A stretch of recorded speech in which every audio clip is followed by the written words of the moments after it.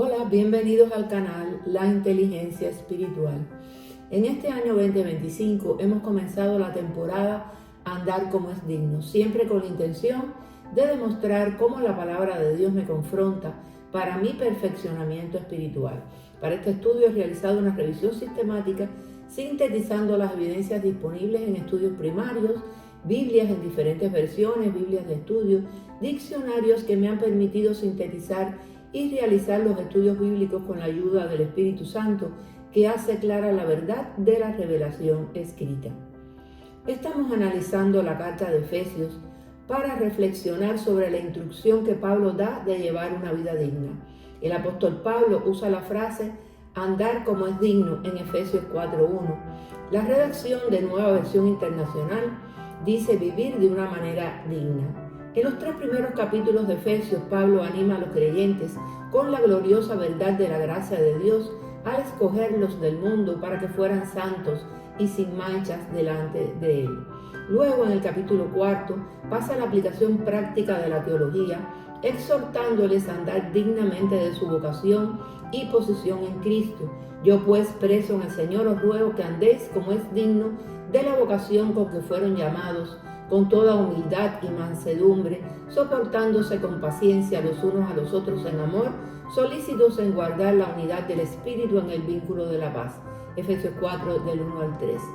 Y reflexionando en contexto, en Efesios 5, Pablo nos da la instrucción de andar en sabiduría y en la luz. Entonces hay una sola unidad de pensamiento entre ambos capítulos. Nótese que cada uno de estos temas inicia con una palabra clave que se resalta con mucha claridad: andar. En simples palabras, estos capítulos nos enseñan a conducirnos en nuestras vidas de la manera que agrada a Dios. Ahora es importante notar que casi todas las veces que aparece esta palabra, aparece en modo imperativo, es decir, expresando una orden. Dios está ordenando a sus hijos lo siguiente: anden como es digno del nombre que llevan. Esto nos deja libre de cualquier opción o alguna otra manera de caminar en este mundo. Si queremos agradar a Dios, debemos andar como Él ordena. Después de haber reflexionado en andar en la unidad, andar en sabiduría, hoy reflexionamos en Efesios 5, del 8 al 14.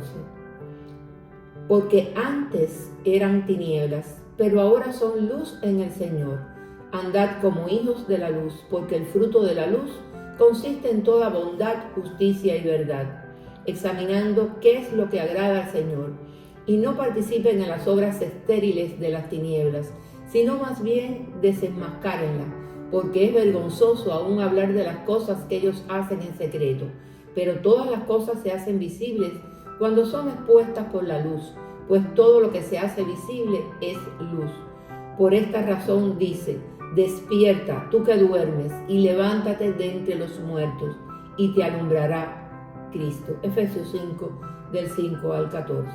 Pablo describe el carácter de la vida de los no cristianos como algo carente por completo de verdad y virtud en cuanto a las cuestiones intelectuales y morales, porque viven en tinieblas. El dominio de las tinieblas es presidido por la potestad de las tinieblas, que gobierna sobre los que caminan en la oscuridad densa del infierno. Lo cierto es que los pecadores aman las tinieblas. Juan 3, del 19 al 21 dice: y esta es la condenación, que la luz vino al mundo y los hombres amaron más las tinieblas que la luz, porque sus obras eran malas, porque todo aquel que hace lo malo aborrece la luz y no viene a la luz para que sus obras no sean reprendidas. Mas el que practica la verdad viene a la luz, para que sea manifiesto que sus obras son hechas en Dios. Y Jesús declaró que Él es la luz del mundo. Yo soy la luz del mundo, el que me sigue no andará en tinieblas, sino que tendrá la luz de la vida. Juan 8:12. Jesús, el Hijo de Dios sin pecado, es la luz verdadera. Juan 1:9. Por lo tanto, las tinieblas espirituales se refieren a no tener comunión con Dios por medio de una relación con Jesucristo. Las tinieblas de la separación de Dios se vencen por medio de Cristo. En Él estaba la vida, y la vida era la luz de los hombres. La luz en las tinieblas resplandece, y las tinieblas no prevalecieron contra ella. Juan 1, del 4 al 5. Se trata de las mismas tinieblas de las que fuimos librados nosotros, los pecadores mediante la salvación en Cristo. La instrucción de Pablo es simple y directa. Los cristianos debemos vivir de manera recta y pura, sin tener que ver con las perversiones y obras malignas de Satanás. Algunos pecados son tan viles que es hasta vergonzoso hablar de ellos. Debemos andar en la luz, que es la excelencia moral del corazón, la conducta recta y veracidad. A medida que andamos en la luz de la verdad, el conocimiento de la voluntad de Dios se hace más claro en nuestra vida en Cristo. La luz es lo que manifiesta todo. La luz pura e iluminada de la palabra de Dios expone todos los secretos pecaminosos. Por eso debemos andar como hijos de luz, porque somos luz en el Señor. Somos el fruto de la luz como resultado de andar en la luz y tener una vida digna de su llamado. El fruto del Espíritu se traduce en actitudes piadosas que caracterizan la vida de los hijos de Dios por fe en Cristo. El amor es el más importante y de él se derivan las otras. El hecho de que Dios es luz establece un contraste natural con la oscuridad. Si la luz es una metáfora para la justicia y la bondad, entonces la oscuridad simboliza el mal y el pecado. Primera de Juan 1:6 dice que si decimos que tenemos comunión con Él y andamos en tinieblas, mentimos y no practicamos la verdad. En el versículo 5 dice: Dios es luz, no hay ninguna tiniebla en Él. Nótese que no nos dice que Dios es una luz, sino que Él es la luz. La luz es parte de su esencia, como lo es el amor.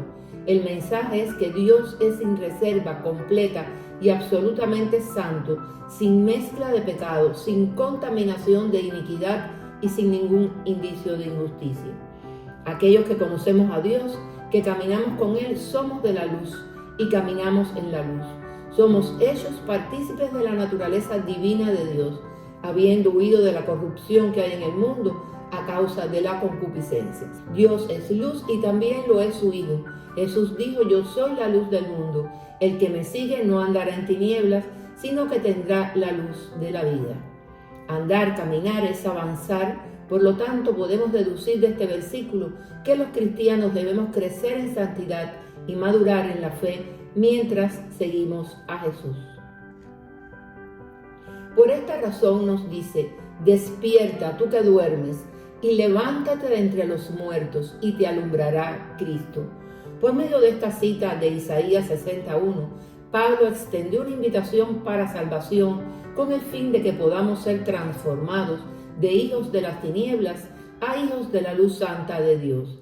Despierta tú que duermes, describe al pecador que está durmiendo en la oscuridad del pecado e inconsciente de su condición perdida y destino trágico.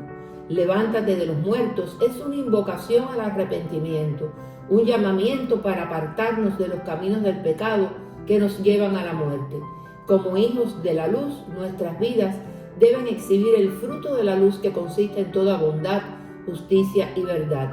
Debemos discernir lo que es aceptable al Señor, caminando con prudencia, no como necios, sino como sabios, aprovechando bien el tiempo, porque los días son malos. En el trasfondo de este ruego de Pablo, escuchamos la voz de nuestro amoroso Señor diciéndonos que vivamos dignamente. ¿Responderemos a su llamado o vamos a vivir de una manera que deshonre a Cristo? La decisión está en nuestras manos. Él nos ha amado y se entregó por nosotros. Nos compele su amor a hacer lo que Él nos manda y a vivir de una manera digna de nuestro llamado. Gloria a Dios.